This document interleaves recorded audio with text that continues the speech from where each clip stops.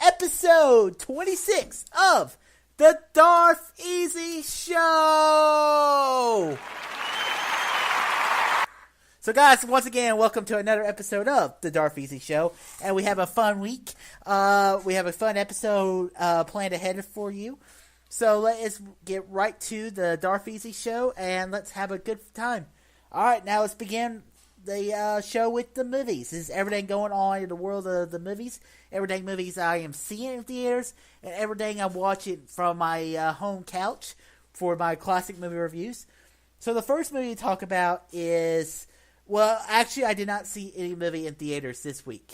I've been seeing a lot of movies in theaters for a good month or so, and every now and then I need a little break from the theaters because it does wear on you, even though I only go about once a week. It wears you got. I have to wake up early. Early for me, I work a PM job, but still, I need my beauty sleep. How do you think this face gets so beautifully well rested? So instead, I have my classic movie review out. This movie I did not review on Sunday. I actually just watched it today, as I've been falling behind because I was really not looking forward to watching this movie. And that movie is Psycho. Psycho is my third movie of Alfred Hitchcock's I've watched. This movie came out in the 1960s. Actually, it came out in 1960. And one thing I really liked about this movie was one day I just loved the direction of this movie. Alfred Hitchcock, I think, of the three movies I've seen from him, from North by Northwest, Vertigo, and now Psycho, I really like his directing style. And one thing I really liked that Hitchcock did in this movie was that the movie easily changed its protagonist about halfway through the movie. So, this is a little spoilers for the movie Psycho, so if you don't want to be spoiled, click away. If you don't care about spoilers, go ahead and keep watching or listening. So, the little spoiler in the movie is that it's a famous shower scene. Everyone really knows the shower scene.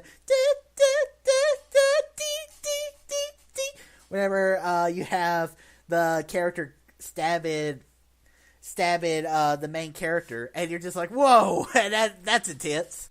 So the thing I really, really liked about Psycho, like I said, I really liked how Hitchcock was able to change the protagonist through a movie halfway through, and then we switch to another character. Then he does it again, we switch to the couple. And that's one thing I really liked about the movie was that it was done so smooth. And one thing about this movie is I'm not the biggest horror fan, and it's hard to say this is a horror movie. It's more of a thriller, but it also kind of paves the way for horror movies you will see in the next 20 years from this movie. Because without Psycho, you don't get movies like Halloween, Nightmare on Elm Street, or whatever the other one is with Jason. I always get those mixed up, to be honest with you. And this movie does pave the way for those kind of slasher movies, but the movie is so well directed by Hitchcock, and all the acting in this movie is really good. And the character of the mother kind of deals with like a sociopath, someone with multiple personalities. I really like Psycho, and it's worth checking out. My full review will be up tomorrow, so make sure you check that out. And now it's time to move on to television. This is everything going on the realm of television that I'm watching. The first show to talk about is The Flash, Season 4, Episode 2, Mixed Signals. Dear CW, please get better. This episode was not good. I just could not care less about this episode. I don't know what it was, but Barry's back. He's faster than ever. Thinks he can do it all himself. Him and Iris are having spats. The show's getting a little too melodramatic. And this episode I just didn't really care about. He also had his suit was basically Iron Man. Overall, this episode's not great. Hopefully Flash gets better. Hopefully it's just a little slump right now. Now it's moving on to DC's Legends of Tomorrow, Season 3, Episode 2, Freakshow. So this was a very enjoyable episode of Legends of Tomorrow. I really, really enjoyed this episode. They're in... I forget where they were at, be honest with you, because it's been a week. I need to start writing notes when I do TV recaps. I'll probably start that tonight. So, thank you for... Anyways, the funniest part about this entire episode was you have the old man who plays Dr. Stein. They were all like, hey, we can go back to the Titanic and save them. And he's like, absolutely not. Whoever built the Titanic is a monster and should not be allowed to live. It's funny because he played the creator of the Titanic in James Cameron's Titanic movie. And this is just a fun show to watch. I really enjoy Legend of Tomorrow. If you're not watching it, do yourself a favor. It's a fun TV show. That's why I was telling my brother today when I was talking to him on the phone. It's one of the funnest shows I watch on TV right now. Now, let's move on to Survivor, Season 35, Episode 4. I don't like having snakes around. So this episode tries to mix up. We have the new, I think it's the new Blue Tribe. The Blue Tribe, they lose, and the blonde girl gives a vote nullified to Devin, which it's kind of like. And you have the bald guy. He uses his immunity idol and takes out Alan. Alan actually had one of his best episodes of the night. He didn't really do anything wrong. It's just one of those immunity idol things. I'm not crazy. It's Joe. Joe, that's his name. It's hard to remember all these names for Survivor. Overall, enjoyable episode of Survivor. Now moving on to Arrow, Season 6, Episode 2, Tribute. So this episode, everyone's like, Oliver Queen, you're the Green Arrow, right? He's like, no. And then he's like, see, picture's false. FBI's like, you're the Green Arrow. We're gonna stop you from saving people, even though you kill people. But that's bad. Urgh! And so this is a very enjoyable episode of Arrow. Arrow's one of the better CW shows. I think Legends actually is my favorite right now, and then Arrow, and then, yeah. Now let's move on to Star Trek Discovery, Season 1, Episode 6, Lethe? I think that's how you say it. So this episode, it was more about Michael and Scarrick. Scarrick is Michael's adoptive father. Scarrick, who was in, I believe, the original series, Next Generation, and some of the Star Trek movies. He's Spock's father, and he's the ambassador to Earth. Everyone, he's always known as Ambassador Scarrick. I really like this episode, and it's actually probably one of my favorite episodes of Star Trek so far. But the show is not great. I don't think it is.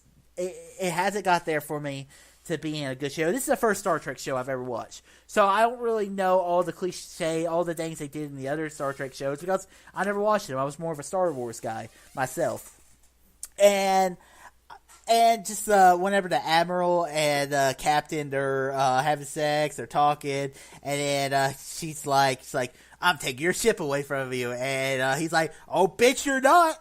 And he's like, hey, you should go do those negotiations. You'll be fine.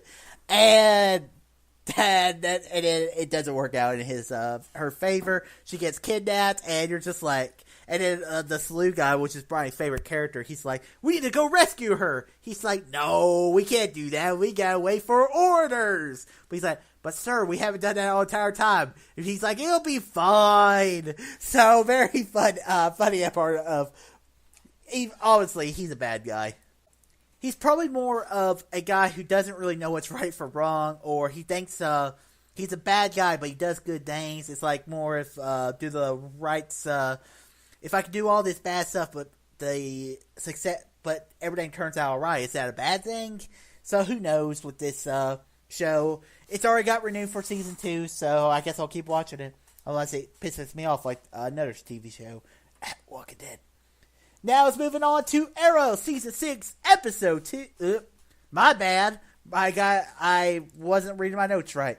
My next episode is Star Wars Rebels, Season 4, Episode 3 through 4, In the Name of the Rebellions, Parts 1 through 2. Star Wars, nothing but Star Wars. I very much enjoyed this week's episode of Star Wars Rebels. Star Wars Rebels is awesome. I think it's better than Clone Wars. I can already say that for sure. I've been saying that for a while now, but this episodes were so well directed, and these episodes really tied really well into Rogue One, a Star Wars story. You had Saw Gerrera in it, and you had Mon Mothma and Saw Gerrera talking, and it's just two sides of the rebellion. Saw is like, if you continue fighting the war on the Empire's term, you will lose. And she's like, no, we can't do this. And he's like, the Empire considers both criminals. At least I'm acting like one. And, he has a point. But the thing Saul does isn't right, but he's a true rebel. He's more of like he's a rebel terrorist, where the rebellion that we love and know, they have their principles. But we saw that in Rogue One. And just some of whenever you're seeing the Ghost fighting against the new TIE fighters, and Kanan's like, do you trust me, Hera? And he's using the Force to sense where the danger is. It was such a well-crafted episode. And then the part 2, Ezra and Sabine, they team up with Saul to find out just what the super weapon is, and Ezra can hear a voice. I really like that. Ezra can hear the voice of the Kyber crystal, because he heard the cry during his first episode whenever he found his lightsaber crystal. It's also a great callback to the Star Wars Clone Wars episode, whenever it was the young Padawans, they were all finding their lightsaber crystals on the planet of Ilum, and they all could hear their voice. They could all hear a little singing. That's how they knew which crystal belonged to them. And I really, really enjoyed this. And it also had a reference to Jeddah, which tells us that that's where Saw Gerrera's part headed next. Or maybe we'll see our rebels. They'll go to Jeddah probably sometime in this season. I love this. I love Star Wars Rebels so far this season. I really enjoy it. Now let's talk about a show I'm not looking forward to talking to you about. It is The Big Bang Theory, Season 11, Episode 5, The Collaboration, Contamination. This episode, you have Shell and Jealous of Howard and Amy working together. Yay. And that's basically your episode. I'm going to be honest with you guys. I'm half considering dropping this show. I'm half considering it. But I'm like 11 seasons in, and it's not going to end anytime soon. I know that. And I'm thinking about just dropping the show altogether, because it's not getting me. It's not funny. And I've said this about comedies being funny. If a comedy is not funny, it has failed. The Big Bang Theory is not a funny show. If you're not funny, what the fuck is the problem? What the hell are you doing? Ah! Alright, I'm sorry. I don't know if I'm giving it up yet or not. I'll keep y'all updated. I'm giving this show 3 more chances. If there's not a really, really fucking funny episode, I'm done with this fucking show. Alright, now let's move on to The Gifted. Season 1, Episode 4, Exit Strategy. This was a very enjoyable episode of The Gifted. Actually, it really wasn't. I don't know why I said it. I think it was just... I'm just not crazy about the family drama part of the show. I like the Mutant Underground. I like the lawyer character. I halfway enjoy Amy Acker. I liked her in Person of Interest, but overall, the show is not the best show I've ever seen, and I hope they focus more on the Mutant Underground. Maybe they send the family away, and we can get some cool like underground mutant stuff going on in this world. So that's really all I can talk about for The Gifted. And now the time has come. The time has come for the main event. We're talking about the first season of Mindhunter. Alright, so Mindhunter is a great show. I've watched the final 3 episodes. I actually finished it Wednesday morning or Tuesday night. I can't remember when I finished it. After I finished last week's episode of the Darth Show. And the show just keeps getting better and better. The show, Mindhunter, is basically a show about 2 FBI agents who join up with a professor who all team up they all interview serial killers to find out the psyche of a serial killer and how they can prevent murders like this happening in the future. It's basically just trying to come up with a database of how to stop this from happening again. So I very much enjoyed this first season. The thing about this show is the chemistry. The chemistry between the 2 main actors is so good. I think the chemistry between the 2 are just, it's great chemistry. The characters are very well fleshed out, and I really like them together. I also really like just some of the craziness you see with the serial killers. It's just such an entertaining show. If you like David Fincher like movies like Seven, Zodiac, I really recommend Mindhunter. I think it's one of the best TV shows of 2017 so far. And now it's time to move on to video games. Guess what? No video games. We got a couple more weeks until I can start talking about video games again. Let's move on to anime. Yeah, not watching the anime. So let's move on to books. Leia. I haven't read anything. So let's move on to upcoming, the final segment of the show. So we have 3 things to talk about. First off, we have Thank You for Your Service. The movie of Miles Teller, and Miles Teller, he's a war veteran, and basically he's trying to it's him coming home, PTSD, all that kind of stuff. So I don't know if this movie's going to be good. I haven't actually seen any Rotten Tomato score about it yet, but the trailers looked interesting, and I'll be interested in checking out. And now a movie I'm probably not going to be able to see, and that is Subricon with Matt Damon, directed by George Clooney. I was interested in the trailer, but I heard from one of the festivals that this movie is not that good, so I probably won't be checking it out. Sorry, guys.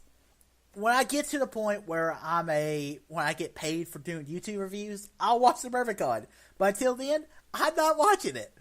And the final thing to talk about, not movies, but it's a TV show, and that's Stranger Things Season 2. I like Stranger Things Season 1. I think the show was a little overrated. I'll be perfectly honest with you. Maybe it was, I didn't watch it when the hype train was all around it. And I thought the show was okay. I liked the show, but I didn't think it was one of the best shows I've ever seen in my life. And it's like not the next coming of Jesus Christ or anything. And I thought, and Season 2 I was a little worried about because Season 1 I felt like was a very standalone story. It had its hints at you could do a Season 2, but I didn't think it really needed to do a Season 2. And that's just my overall thoughts of Stranger Things Season 2. I'm interested. I've already heard critical talk that this season is awesome, so I'll be watching it, and I'll have a full review of it next week. And guys, that ends episode 26 of the Darth Show. So guys, make sure you go down on that YouTube video right now, click that like button, subscribe to see more, tell your friends about Easy Nation. Let's get this podcast growing, get the numbers growing, so I can keep bringing you fun episodes. And that ends the episode this week. Like I said, I'll have my Psycho review up Wednesday. I'll have my review of and I think that's it for a while. I'll probably have a review of Stranger Things, and also have my next classic movie review. It's not a classic movie. I'll just go ahead and say it. My next classic movie review is Thor: The Dark World. Not a classic, but I'm getting ready for Thor: Ragnarok. So guys, see you next week. So take care. Bye!